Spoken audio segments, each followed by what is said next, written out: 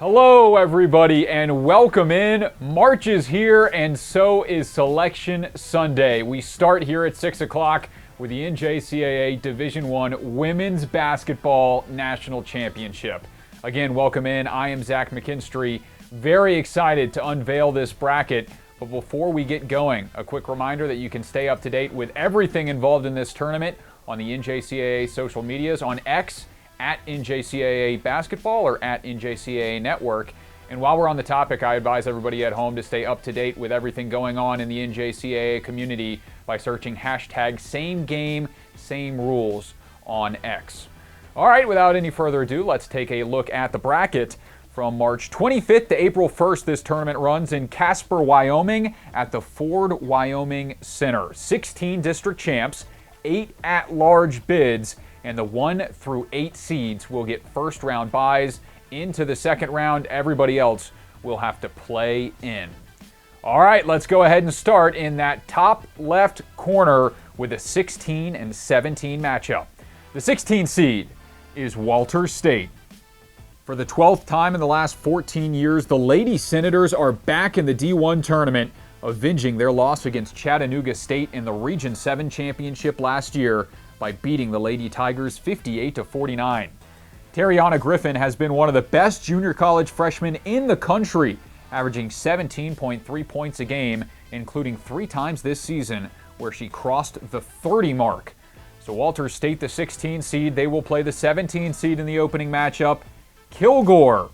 It had been over 30 years since the Rangers got to lift the Region 14 championship trophy, but in just year 3 of Stephanie Williams at the helm, Kilgore is back in the big dance. This team is top 10 in NJCAA D1 ladies hoops in field goal percentage, shooting 45.2% as a team. So the winner of that matchup gets the number 1 overall seed. The top seed in this tournament is Chipola. Chipola navigated a gauntlet of a schedule in Florida, playing 10 ranked games and finishing their season 30-3. On top of that, after losing to Northwest Florida State in their penultimate regular season contest, the Lady Indians flipped a switch, dominating in the conference semifinal and the final, and winning against Northwest Florida State. This has been one of the best rebounding teams in the NJCAA, averaging 51.6 total rebounds per game and leading the nation. Let's move down to the next set of matchups, starting with the 9 and the 24 seeds. The 9 is our first at-large bid. It is South Plains. The Lady Texans are returning to the national tournament for the first time since 2022. The Whack-Jack champs fell in the Region 5 tournament to McLennan, but a 25-4 record over some tough competition is enough to get them through. Look out for leading scorer Jennifer Silva, who is averaging 9.6 rebounds and 2 blocks every single game. They'll play the number 24 seed, Monroe University. The Mustangs galloped their way to their 5th straight tournament berth after a stifling defensive effort in the Region 20 championship, forcing 30 turnovers against Hartford.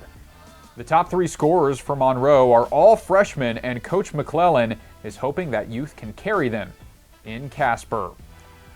Winner of that one gets the 8 seed. Another at-large bid. It is Shelton State. Longtime head coach Madonna Thompson leads the Bucks back to the national tournament for the 13th straight season, but this year they'll make it as an at-large bid after falling in the South District Championship for the first time in 10 years. This is still a very potent lineup that sports the second most assists per game, averaging 19.3 as a team, and the third most blocks per game with 5.7. Next set of matchups, the 13 and the 20 seed. The 13 seed is another at-large, Arizona Western. After a monsoon of free throws sunk Arizona Western against Southern Nevada in the Region 1 semifinal, the Matadors have new life as an at-large bid in the tourney. AWC is holding teams to 51.8 points per game, and they hope to carry that defense to Casper. They take on the 20 seed in the opening matchup, State Fair. One of the biggest upsets of the weekend, the Roadrunners from Sedalia, Missouri, have their dancing shoes ready after upsetting one of the top teams in the country in Three Rivers to claim the Central District throne. It was a battle the whole way in that contest, but sophomore Kayla Sullivan hit a three-pointer with a minute left to take the lead that they would not give back. Congrats to State Fair on their first tournament appearance since 2014. Winner of the 13 and 20 gets the 4 seed, Dodge City. The Conquistadors can catch and shoot with the best of them, 10.8 threes per game, and the top assisting team in the nation for Dodge City, who not only won their first ever region title yesterday, but they did so by holding Coffeyville to just 35 points and 12 in the first half. If the Conks defense can keep up that pace and can continue to hit from deep, Dodge City is more than capable of making a deep run. On to the 12 and 21, the 12 seed, another at-large, Florida Southwestern. The bubble does not burst for Florida Southwestern after their loss to Chipola in the FCSAA semis. Coach Jamie Fisher led his squad to a 24-win campaign behind the stellar play from freshman guard Samantha Serrano and her team-leading 18.2 points per game. They get the 21 seed, Itawamba. The Lady Indians have had one of the better seasons in the program's history in year 6 under head coach Robin Porter, who led her squad to their 5th ever region title and first tournament appearance since 2016. Itawamba has had a double-digit win in 6 of their last 7 and look to carry those dominant performances into Casper, Wyoming. Winner of the 12 and 21 seed gets the 5 seed, New Mexico. Another great season from New Mexico came up short after a tight Region 5 title loss to McLennan, but the Thunderbirds are more than deserving to make the tournament after a 29-3 campaign gets them an at-large bid. Head coach Austin Mefford is in his 5th year and looking to add on to their round of 8 finish in the national tournament last year for a good-sized team that averages 5.5 blocks a game. On to the 15 and 18 matchup. The 15 seed is Casper. The T-Birds will make the long 10-minute trek to the Ford Wyoming Center after punching their ticket to the tournament for the 6th straight year. This year's journey was a little different. After a 3-4 start to the season, Casper won 24 of their next 26 games, with 12 straight coming into this bracket. They'll have a tall task against an 18 seed in Salt Lake. Another regional round upset to send the Bruins to the tourney. Salt Lake was the 4 seed and had to knock off College of Southern Idaho and Snow on their path to nationals. This team is deep. No player is averaging more than 10 points, but the scoring can come from anywhere in this lineup, and Coach Grayer hoping that scoring continues. 18 and 15 seed, winner of that one, gets the 2 seed, Wabash Valley. Another year, another dominant season from WVC, who finished 30-2 while winning their last 17 contests and averaging an NJCAA leading 96.2 points a game. This year's team is as talented as ever, with all 5 starters putting up double figures on average to churn out their 9th straight tournament appearance. Final 3 parts of the bracket starts with the 10 seed, Eastern Arizona. It's 3 years in a row for the Gila Monsters, who dominated Southern Nevada to clinch the Region 1 title. Sophomore center Ashlyn Clarkson is averaging 11-9 and is coming off a 30 bomb in that region final as she looks to lead EAC to a tournament run. They'll play the 23 seed, Olive Harvey. Head coach Jeff Dillard has done an unbelievable job with this Lady Panthers program, who captured their first Region 4 title, first North Central District title, and first tournament appearance with a 33-1 season this year. An up-tempo offense that takes the second most shots per game of anyone else in the country. They also rebound really well and have quick hands, snagging 16.3 steals per game. They're probably the surprise of the junior college season. Excited to see Olive Harvey compete against the top teams as they try to be the Cinderella. Winner of the 23 and 10 matchup gets the 7 seed, McLennan. After a 25-6 season last year, which ended with a loss against Clarendon to end their year, the Highlanders bounced back to return to the tournament for the second time in 3 seasons. They won their final 2 games en route to the Region 5 championship by a combined 5 points, led by sophomore Jalea Ingram. So this squad has found a way to win those close ones, and they hope that holds true next week. Down to the 14 and 19 matchup. The 14 seed is Murray State. The Lady Aggies out of Oklahoma won their last 13 games and a Region II championship. It's the 6th time in team history and 3rd straight year that Murray State women's hoops are going dancing, with sophomore forward Ongolia Afu leading the charge, averaging a double-double of 12.3 points and 13 rebounds per game. The 14 seed plays the 19 seed Wallace State Hanceville. Another massive upset launched the Lions into this field as they snapped Shelton State's 215-game conference win streak and shut down the Bucks from winning their 10th straight Alabama CC conference title. Mark it down as the first time since 2020 and the second time in 10 years that Wallace State is in the tournament, in the first year under head coach Joseph Simmons. Winner of that one gets the 3 seed, another at-large bid. It's Northwest Florida State. Last year, the Raiders were an overtime run away from back-to-back national titles, but they will get a chance at redemption as an at-large bid, making their 8th straight tournament. A strong season ended without an FCSAA championship after a loss to Chipola, but NWF looking to prove that was a fluke. Leading scorer Micaiah Chase will get her shot at a title after 7 points in the championship against Hutchinson last year. The sophomore averaged 13.1 points a game this season. Final 3 teams into this tournament, starting with the 7th at-large bid named. It is Hutchinson. Hard to follow up a perfect season like the Blue Dragons had last year on the road to their national title. But this season, Hutch will return to defend their title as an at-large bid. Sophomore Haley Jackson played a big role in the 23-24 title run and is leading the team this season with her 18.3 points a game. Hutchinson's first battle will be against the 22 seed, South Georgia Tech.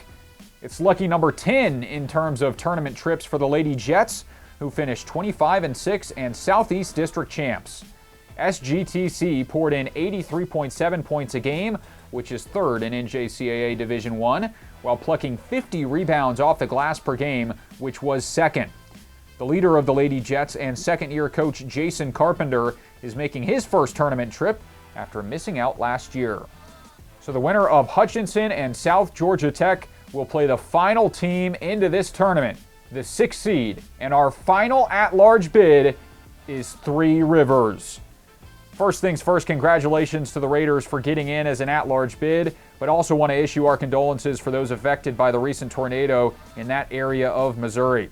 Both the men's and women's team had to overcome some adversity with the storm yesterday, but I'm sure the Lady Raiders will prevail as they have all season long to the tune of a 28-3 record. Head coach Alex Wiggs has successfully navigated his squad to the national tournament in all 5 years as head coach. So those are the 24 teams in. Let's take a look at the bracket one more time. Walter State and Kilgore, the 16 and 17, for the chance to play the top-seeded Chipola. South Plains and Monroe will have the chance to play the 8th seed Shelton State. Arizona Western and State Fair, the 13 and 20, to play the 4 seed Dodge City. And then the 12 and 21, Florida Southwestern, an at-large team, taking on Itawamba for the chance to play another at-large team in New Mexico. The closest team to this one in Casper is Casper. 15 seed takes on the 18 seed Salt Lake. The winner of that gets the 2 seed Wabash Valley. Then Eastern Arizona and Olive Harvey is going to be a very fun 10 and 23 matchup. The winner will play the 7 seed McLennan. Murray State and Wallace State Hanceville, the 14 and 19, with the 3 seed Northwest Florida State. And then the defending national champs Hutchinson as the 11 seed taking on the 22 seed South Georgia Tech, with a winner to take on 3 Rivers. And as a reminder, all of these games are televised on ESPN Plus, so make sure you have that ESPN Plus subscription. The national championship game will be on national TV, ESPNU, on April the 1st. Do not go anywhere. Still a lot to come on today's selection show. When we come back from this quick commercial break, we talk with the number 1 seed Chipola's head coach Mitch Rolls, talking about the season that the Chipola Indians have had and what's to come in Casper in just about a week. Stay with us. We're back in a moment on the NJCAA Network. Intensity fuels these champion student athletes to greatness. Zurich Insurance is proud to be the official provider of student athlete insurance for the National Junior College Athletic Association. Throughout the highs, we cheer along to their screams of victory. Throughout the lows, we support them through their tears of defeat. Zurich Insurance, helping student athletes play the sport they love.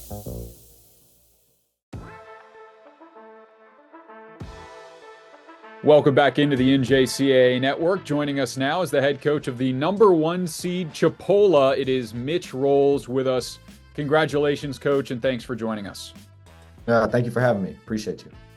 So obviously a lot of chaos at the top of the standings coming into this one, and you guys end up with a number 1 seed after a hard-fought season, 30 total wins. What is your excitement level right now, and what was the reaction when you found out you were the top seed? Just excited, excited to make it to Casper, get out there with a bunch of really good teams and compete, get to see teams from all over the country, the best that junior college has to offer. So we're just excited, happy to win and happy to be there.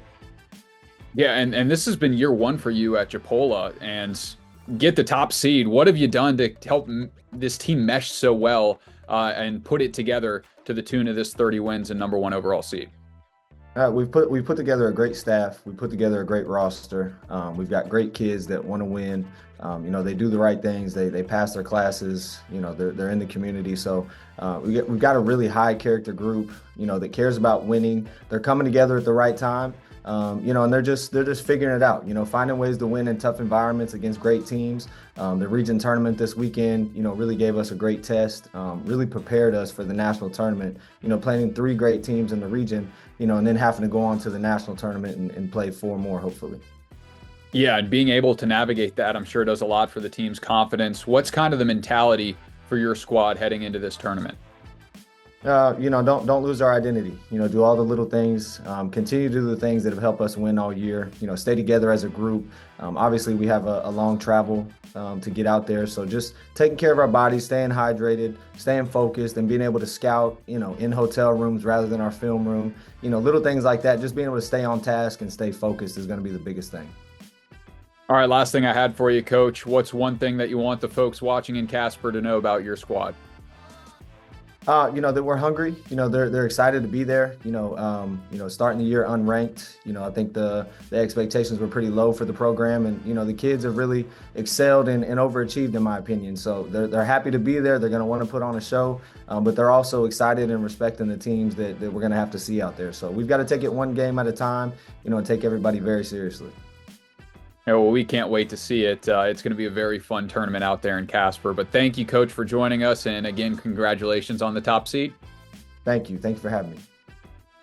All right, well, stay with us on the NJCAA network. When we come back, we will talk with the Division I Women's Basketball Committee Chair to break down this field and the at-large bids coming into it. So stay with us. We're back in a moment.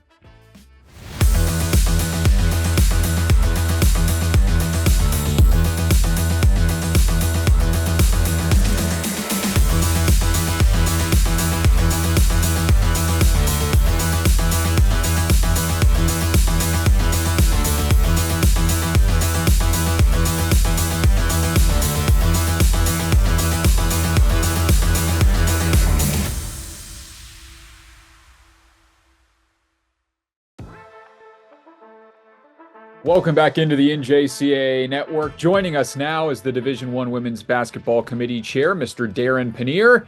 Darren, thanks for joining us. Appreciate you taking the time on this Sunday. Well, as always, thank you for having us on, because I think it's an exciting day for a lot of student athletes as well as the institutions. A very exciting day, especially for those that got in on the bubble. Tons of talent, tons of discussion, I'm sure, around those last seeds that got in. What kind of metrics does the committee value when looking at those bubble teams? Well, the committee has been pretty strong this past year. The committee looks at the sport code, and then the criteria is basically a final poll or final 2 polls, as well as placement in the region/district tournament that they played in this past weekend, or some of them played in the previous weekend.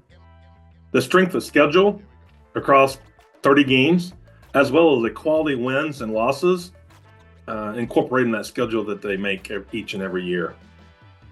Yeah, it sounds like a lot of information that you guys are balancing. And then I'm sure it doesn't help when there's chaos at the top like there was in the district championships over the last weekend, resulting in the number 1 seed shifting around to Chipola. So how difficult was the conversation around that number 1 seed with everything that happened over the last weekend? Well, for Chipola being, they were number one periodically throughout the year in the poll. So as well as Northwest Florida, and they played them in the finals of their region/district, and Chipola came above Northwest. So I think the committee looked at the overall body of work, the final poll, and Chipola's number one. Yeah, and it's a pretty talented field all around with Chipola Yes. at the top. And we talked about all those talented teams that could have been the number one. So talk about this field as a whole and how the parity and talent is kind of throughout the entire bracket. I think if you looked at our last 5 polls in February and the last one in March, I think you see a lot of comparity due to the fact that people were knocking each other off, jumping around, and it was very, very difficult to stay in a top 5 throughout the last 5 weeks of this season. You had to win, just like I coached before. I tell my young ladies, if you want to go to the national tournament, you have to win. Please don't let it set in somebody else's hands. Do it yourself. But there's going to be a lot of comparity in our national tournament this year. I think it's going to be an outstanding tournament. Looking forward to it. Looking forward to seeing a lot of these great teams back in the last 2 or 3 years, which I think that helps. If you're a returner from the national tournament, you have a little experience, excuse me, and it's very difficult to teach that experience, no matter if you're a freshman or sophomore, but most of them being, of course, sophomores, but playing in the Ford Arena at Casper is going to be, if you played in before previously, it's definitely going to help you. Yeah, it's going to be a lot of fun to watch that on Yes. Casper. Any final comments on behalf of the committee before we wrap up? No, the committee had a hard task at their hands this year. It was very difficult. I know the committee, we chit-chatted Wednesday, Thursday, Friday, Saturday night, Sunday morning early, trying to make sure that we are on the same page. And I do believe the committee did an outstanding job selecting that at large, as well as seeding the tournament 1 through 24. It's a really good field this year, and I appreciate you taking the time to talk with us here today, Darren. So thank you. Thank you. Looking forward to seeing you in Casper. Well, same here. Thank you very much, and have safe travels. Well, that wraps up our interview with the Division I Women's Basketball Committee Chair. But stay with us when we come back. We got the team at Hot Hoops that break down this bracket. They'll give their thoughts on the field, and that's our final segment before we wrap up on our selection show here on the NJCAA Network. Credit Union One, the official banking partner of the National Junior College Athletic Association, offers the best of everyday banking. CU1 members gain access to competitive products like high-yield checking, dedicated financial wellness resources to help you build a strong foundation for the future, and nationwide access through 24/7 digital and mobile banking and an expansive network of 90,000 ATMs from coast to coast. Discover better banking for all at cu1.com. Federally insured by NCUA. Welcome back to the NJCAA Selection Show. Kenya Landers, Dan Olson here with your Hot Hoops host. Wow, what a freaking bracket. I mean, we had so many upsets in the regional tournaments. Yep. We had some people that got some great at-large bids. Yep. The number 1 seed was as low as 12, I think, in the last 2 or 3 weeks of the season. Dan, talk to us about the rankings, the number 1 seed. Just give us your amazing knowledge of this game and your thoughts on the bracket. Well, I'll tell you what, you talk about parity more than ever before, like we've mentioned many times on Hot Hoops. Yes. This is what you're going to get in a national tournament. We could have a national champion that's coming out of nowhere. And who knows who's going to do it, Sure, we have some dark horse favorites, the regulars, and then a few that are under the radar, but man, wide open. But hey, number 1 Chipola gets the seed. They won the Florida region, beat Northwest Florida State on their home floor. They've got a chance to, advance. They've got to play the Kilgore-Walters State winner. So that's going to be a dogfight between Walters and Kilgore.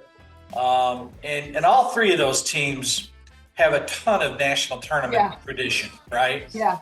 For Kilgore, it's been a while simply because the gang over at Trinity Valley's put them out for so many years, right? Right. That's Here right. they are. And this is going to be an interesting game. So another one, Eastern Arizona and McLennan could be a second round game. You've got two really good teams. Don't forget, Eastern Arizona finished third or fourth last year.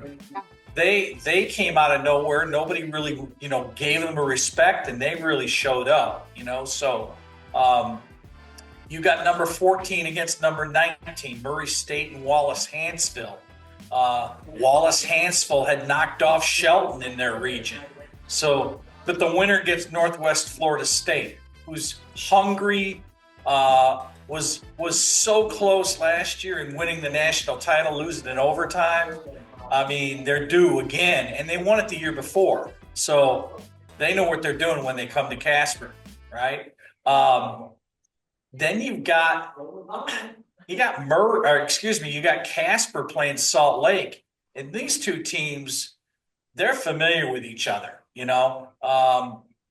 Casper, hometown crowd, that could be a tough out for people to play them. And look, Northwest Florida State knew that last year because for a half, Casper gave them all they could handle. That place was rocking. So another second round game, you got Shelton State and South Plains possible matchup. Wow, two really good teams. South Plains I watched the other day, really impressive team. New Mexico, the number 5 seed, they're going to get the winner of the Itawamba, Mississippi and Florida Southwestern game. So anything can happen there. You got Monroe out of New York. Kind of nobody's really talked about them. Same thing last year. They came out to Casper and they surprised people. Now they may have gotten beat, but they did really well, I thought. So don't overlook Monroe kind of messing things up, So who do you think can win this thing, Kenya? There's lots of options as you have stated, right? Yeah. One thing that has really surprised me, some teams that competed very well throughout the year that are not even in the tournament. It's your complete body of work, right? It's what you did, not just at the start, but how you finish, good losses, bad losses. And I don't know when the last time that Trinity Valley wasn't at the national tournament. Yeah. I don't know. Yeah. And, not just them, but like Odessa, they played well this year. They competed. They had a hell of a region, and came up short. And there's only so many at-large bids, right? The other ones you got to win it and you got to get it done.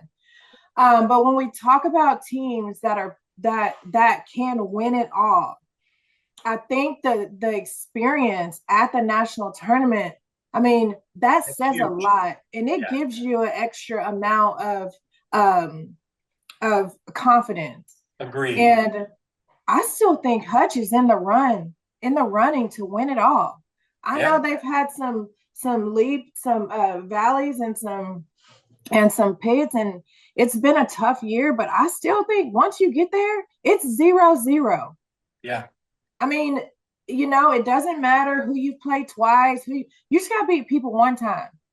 Yeah, and look, some of these teams that have been battle tested in the early part of their year, like Shelton State, they're going to come out there on a mission because they feel like, look, we can compete at the high level. Let's get this thing done, But you're right about this thing coming to a national tournament and not being ready. It's a big stage. It's a different feel. It's a different feel. And it doesn't compare to any other stage. It's not your regional tournament. It's not your preseason games where you go on the road and you play and it's none of that. It is a different feel that you got to win to continue to stay alive. And so obviously, Northwest Florida State, I feel like their kids are primed. They've been battle tested, like we talked about. I think Dodge City, can't count them out. They have a legitimate shot to win this thing. And I think where the bracket has put them, I think they're in a good position to beat these teams that they could possibly line up and at least get to a Final Four. Right. Chipola, like, he's doing the damn thing. I'm sorry, but he just stayed consistent all the way through the season. We might get knocked off, but we're bouncing right back. Yeah. And you can't forget that, because his teams know, like, okay, we lost some, but we finished all the way through and we're playing our best basketball right now, right? Yeah, that's key. Yeah. McLennan, we've talked about McLennan all year long. Yeah. Coach is in the driver's seat now, and she is rolling. Yeah. And so that I'm a big McLennan fan. I think they're going to be able to do some big things. Me too. Loved watching them the other night when I watched them in their region. Yeah. Just so much passion. She coaches with so much energy, and she's got some gamers on her team that have won. Mm-hmm. Yeah, they go get that have won championships, right? Hard. That's right. Wabash Valley, South Plains. You talked about New Mexico earlier. I mean, there are so many teams that you and I could be sitting there interviewing for the Final Four, and I have no idea how it's going to go. It's going to be exciting. I'll tell you that. It's going to be great. That's what it's all about. It's going to be a great time in Casper for sure. Thank you, Kenya and Dan, for the insight onto their views of the bracket. And Kenya and Dan will be on site in Casper, Wyoming for the Final Four, so be on the lookout for more Hot Hoops content as we continue towards this tournament. All right, before we wrap up, one final look at the bracket. Here it is. The 16 and 17 of Walter State and Kilgore. Then the 1 seed is Chipola. The 9 seed and at-large bid is South Plains. Monroe University, the 24 seed. Winner of that gets the 8 seed and another at-large in Shelton State. Arizona Western and State Fair, the 13 and 20, with the 4 seed Dodge City waiting in the wings. The 12 seed is Florida Southwestern. 21 is Itawamba. The winner plays the 5 seed New Mexico and another at-large. 15 Casper takes on 18 Salt Lake, with the winner to take on the 2 seed Wabash Valley. Eastern Arizona and Olive Harvey, the 10 and 23, with number 7 McLennan waiting in that second round. The number 14 Murray State, number 19 Wallace State Hanceville, with the winner to take on the runner-up last year, number 3 Northwest Florida State. And then the national champion last year is number 11 seed Hutchinson. They've got a first-round matchup against South Georgia Tech, and the winner gets the 6 seed 3 Rivers. March 25th to April 1st, Casper, Wyoming, at the Ford Wyoming Center. It is going to be a whole lot of fun. Packed tournament. Can't wait to see everybody there. Congratulations to all 24 teams that made it, and you can tune in on ESPN Plus in a little over a week. Thanks for tuning in on this Selection Sunday. Congratulations again to everybody that made it, and we will see you in Casper, Wyoming, starting on March the 25th.